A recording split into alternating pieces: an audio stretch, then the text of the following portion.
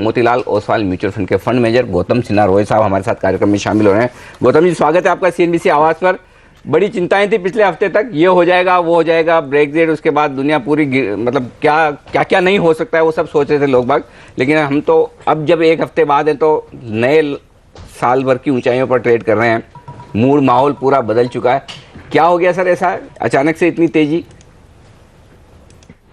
मेरे ख्याल से अब देखा जाए तो यूके का इंडेक्स जो है वो भी ब्रेक्सिट के प्रीवियस लेवल पे है। तो ब्रेक्सिट को तो लोगों ने पूरा डिस्काउंट ही कर दिया, उसको कोई मार्केट्स ने कोई अहमियत ही नहीं दी है। बहुत मज़ेदार बात है, इंटरेस्टिंग है। इससे एक चीज़ पता चलता है कि हम जो एज इंडियन पार्टिसिपेंट हम वेट करते रहते हैं कि कोई फॉरेन में इवेंट हो, उसके कारण कोई लिक्विडिटी शॉक हो, हमें अपना बाजार सस्ते में मिले, वो शायद अब उतना ना हो पाए जैसा फरवरी में हुआ था। उसके पहले सितंबर 2013 में बहुत ही सस्ते में हमारा बाजार मिल रहा था, वो शायद अब ना हो पाए।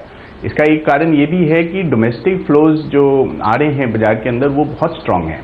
जो मेरे ख्याल से फिर भी हम वेट करेंगे, अगर कभी हमें ऐसा मौका मिले कि ग्लोबल फैक्टर्स के कारण हमारा बाजार कुछ सस्ता हो जाए तो हम डेफिनेटली ज़्यादा बाइंग करेंगे। और उसके अलावा एज इन्वेस्टर्स हमें अपना SIP STP कंटिन्यू करते रहना चाहिए।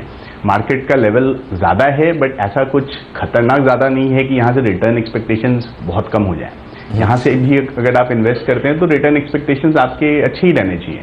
दूसरी बात यह है कि इंडेक्स अर्निंग्स इंप्रूव करने वाले हैं।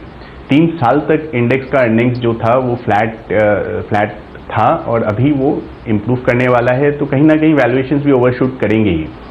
बाकी GST एक बहुत बड़ा इवेंट है जो होने वाला है, बहुत सालों बाद एक बहुत बड़ा रिफॉर्म होने वाला है, तो उसको भी मार्केट बहुत अहमियत देगा, ऐसा हमारा मानना है। मॉनसून्स, रूरल इकोनॉमी रिकवरी, ये सब सारी थीम्स भी हैं, बट निहायत ही पॉजिटिव माहौल है और ये माहौल कंटिन्यू करेगा। ओनली बाइंग अपॉर्चुनिटी तभी आएगा अगर कोई ग्लोबल शॉक इवेंट होता है। एक पॉसिबल शॉक इवेंट है ये US का रेट हाइक, बट अब तो लोग बोल रहे हैं कि वो भी शायद ना हो given fears of Brexit and all. तो देखते हैं। बिल्कुल, तो एक्सपेक्टेशंस यही कि रेट हाइक अमेरिका में ना हो, और कुछ ही लोग कह रहे हैं कि दिसंबर में शायद हो सकता है, बल्कि लोग अब ये मानने लगे हैं कि ना हो तो ज़्यादा अच्छा। लेकिन सबसे बड़ा इवेंट जो भारतीय बाज़ारों पर इम्पैक्ट डाल सकता है आने वाले दिनों में वो शायद अर्निंग्स सीजन की शुरुआत है। क्या लग रहा है सर, पिछले क्वार्टर से बेटर अर्निंग्स पेश करेंगे, रिकवरी की तरफ हम बढ़ रहे हैं, और कौन से वो सेक्टर्स हैं जो सबसे अच्छे नतीजे इस बार पेश कर सकते हैं, क्योंकि बाजार अब वही जानना चाहता है। देखिए, वो सेक्टर्स जहाँ पे कंसिस्टेंट अर्निंग्स ग्रोथ है वो तो सेम है। कंज्यूमर है, ऑटोज़ हैं, ठीक, ऑयल मार्केटिंग कंपनीज हैं, प्राइवेट रिटेल ओरिएंटेड बैंक्स हैं, फार्मा कंपनीज हैं, IT है। बट जहाँ पे आप अगर डेल्टा की बात करें कि लास्ट ईयर जिनके अर्निंग्स काफ़ी ज़्यादा पिट गए थे और इस साल लो बेस के कारण रिकवरी दे सकते हैं, वो सेक्टर्स होंगे आपके बीटन डाउन सेक्टर्स, जैसे मेटल्स हो गए, या फिर आपके PSU बैंक्स में भी थोड़ा टाइम लगेगा क्योंकि फर्स्ट हाफ तो उनका AQR रिलेटेड प्रोविजनिंग में जाएगा। बट मुझे लगता है कि कहीं ना कहीं सेकेंड हाफ में अर्निंग्स रिकवरी काफ़ी स्ट्रांग हो सकता है।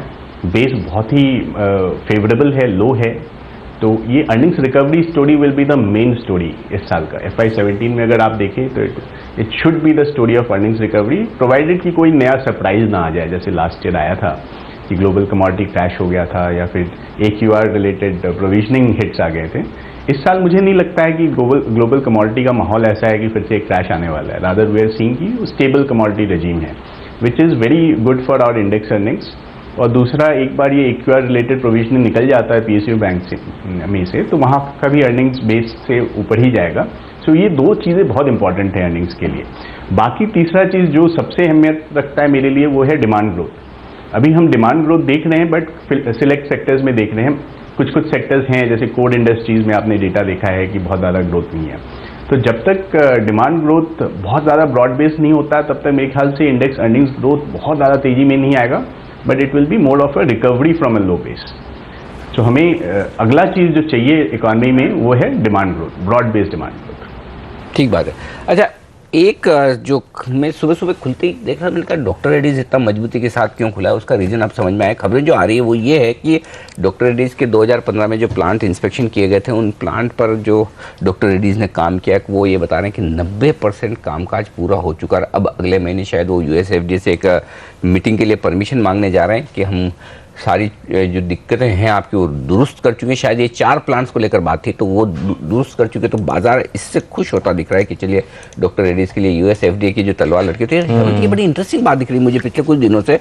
एक्चुअली पिछले 3-4 हफ्तों से मैं ये देख रहा हूँ, एक के बाद एक तमाम फार्मा कंपनियों के लिए कहीं न कहीं संकेत आ रहे हैं, किसी की दिक्कतें दूर हो रही है, किसी के यहाँ इंस्पेक्शन हो रहे हैं तो वार्निंग लेटर नहीं आ रहे हैं, किसी की दवाएं मंजूर नहीं हो रही। तो ये अचानक से बदलाव तो दिख रहा है यूएस एफडीए के रुझान में। जो पहले डंडा लेकर घूमते थे, अब लग रहा है कि थोड़ा माहौल ठीक हो रहा है। चलिए पूछते हैं तो फिर क्या फार्मा शेयरों में खरीदारी करने के बेहतरीन मौके इस समय हमारे एक्सपर्ट्स देख रहे हैं क्या? गौतम जी बताइए, काफ़ी पिट चुके हैं और काफ़ी लोग यहाँ से निकल चुके हैं थक हार के, एक के बाद एक खराब खबरों का सिलसिला थम ही नहीं रहा था।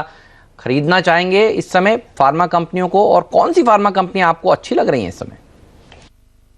बिल्कुल बिल्कुल, देखिए फार्मा ऐसा सेक्टर है जहाँ पे ये न्यूज़ फ्लो ड्रिवन अपॉर्चुनिटीज़ जिसको हम बोलते हैं बाइंग का, ये मिलता रहता है, साल में एक बार तो मिल ही जाता है। तो मेरे ख्याल से ये जो लास्ट 3-4 महीना रहा है वो एक बेहतरीन मौका रहा है लार्ज का फार्मा खरीदने के लिए, क्योंकि बहुत सारे नेगेटिव इवेंट्स एक साथ हो चुके हैं। डोमेस्टिक में भी हुआ है, रेगुलेटरी प्रेशर्स आए हैं, प्राइसिंग कंट्रोल आया है, कॉम्बो ड्रग्स पे वो रेगुलेशन आया है, प्लस यूएस के इश्यूज आए हैं, और ये सब कहीं ना कहीं प्राइस में आ चुके हैं। कहीं ना कहीं ये दबाव क्रिएट हुआ है फार्मा स्टॉक के प्राइसेस पे, और अब धीरे धीरे एक एक करके ये सब इश्यूज के इम्पैक्ट जब क्लियर होते रहेंगे, आई थिंक वैल्यूएशंस रीरेट हो जाएंगे, प्लस अर्निंग्स ग्रोथ भी बहुत अच्छा रहेगा, क्योंकि लार्ज कैप फार्मा में आपका earnings growth last year negative या फ्लैट रहा है, वहाँ से we are seeing very good recovery in the next 3 years. So for investors with 3-year horizon, large cap pharma is a very good sector. अच्छा, एक और सेक्टर है जिस पर राय आपसे लेना चाहता हूँ, और वो है आईटी पैक। आप देखिए पिछले कुछ दिनों से किस तरह से कमजोरी यहाँ पर देखने को मिल रही है। ब्रेग्जिट का असर किसी अगर एक सेक्टर पर पड़ा है तो मुझे लगता है वो शायद आईटी पैक ही है। बाजार पर तो नहीं पड़ा है, तो सब देख रहे हैं। कैसे व्यू करेंगे आप इसे? टीसीएस आज भी देखिए अच्छे बाजार में कमजोर है, इन्फोसिस कल के अच्छे बाजार में कमजोर था। क्या व्यू बन रहा है? और केपीआईटी टेक्नोलॉजीज तो चलिए आज अपनी वजह से, प्रॉफिट वार्निंग की वजह से अब 13% नीचे आ गया है। कैसे अप्रोच कर रहे हैं आप इस पैक को?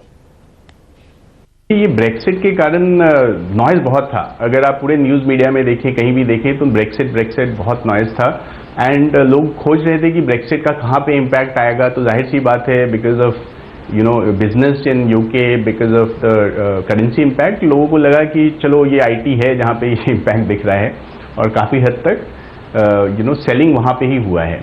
तो ब्रेक्सिट के इम्पैक्ट के कारण अगर अपने को सस्ते में आईटी मिल रहा है तो I think that's an opportunity, मैं उसको अपॉर्चुनिटी की तरह यूज़ करूँगा।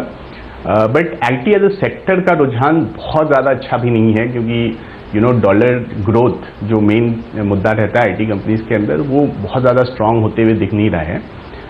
यहाँ पे कंफर्ट वैल्यूएशंस का है, क्योंकि वैल्यूएशंस कहीं ना कहीं इंडेक्स लेवल पे हैं या इंडेक्स से चीप भी है लार्ज कैप आईटी के लिए।